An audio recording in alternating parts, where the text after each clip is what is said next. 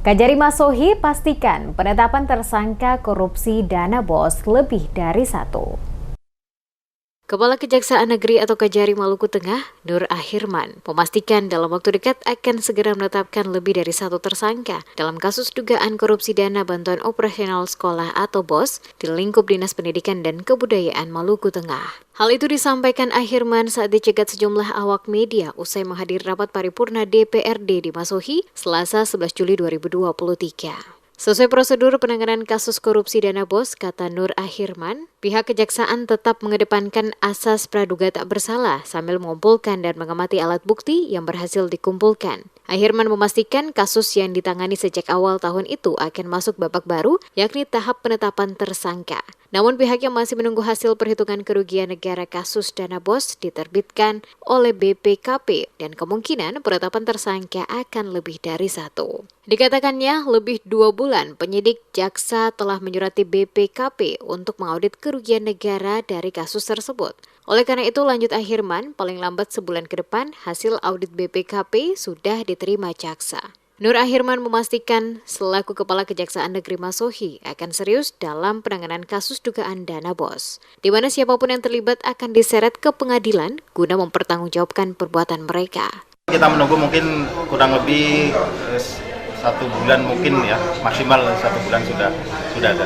Pak Kajari kemarin sempat disentil bahwa dia kejaksaan melakukan menangani kasus. Jadi kita itu sesuai prosedur, kita menggunakan asas praduga tak bersalah dengan melengkapi alat bukti sehingga kita bisa menetapkan tersangkanya. Kerugian negara itu salah satunya itu dihitung oleh ahlinya adalah BPKP. Kita menunggu BPKP menyerahkan laporan hasil audit. Berarti dengan demikian kalaupun hasil auditnya turun, maka kita langsung menetapkan siapa-siapa tersangkanya. Gitu. Mungkin ada berapa orang? Yang pasti lebih dari satu.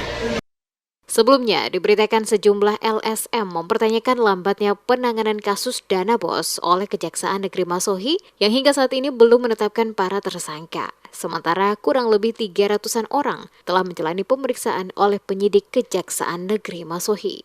Lewat Kasih Intel Kejaksaan Negeri Maluku Tengah, Denny Situmorang, mengatakan semenjak naik ke tahap penyidikan pada awal Februari 2023, penanganan kasus itu masih dalam proses audit kerugian negara oleh BPKP. Alasan belum ditetapkannya tersangka, kata Denny, adalah karena jaksa tidak bisa menetapkan tersangka jika salah satu unsur utama terkait dugaan korupsi, yaitu kerugian negara, belum diaudit. Seperti diketahui, Kejaksaan Negeri Maluku Tengah saat ini tengah mengusut dugaan korupsi dana bantuan operasional sekolah atau BOS tahun anggaran 2021 hingga 2022 yang melibatkan beberapa nama pejabat di Dinas Pendidikan setempat.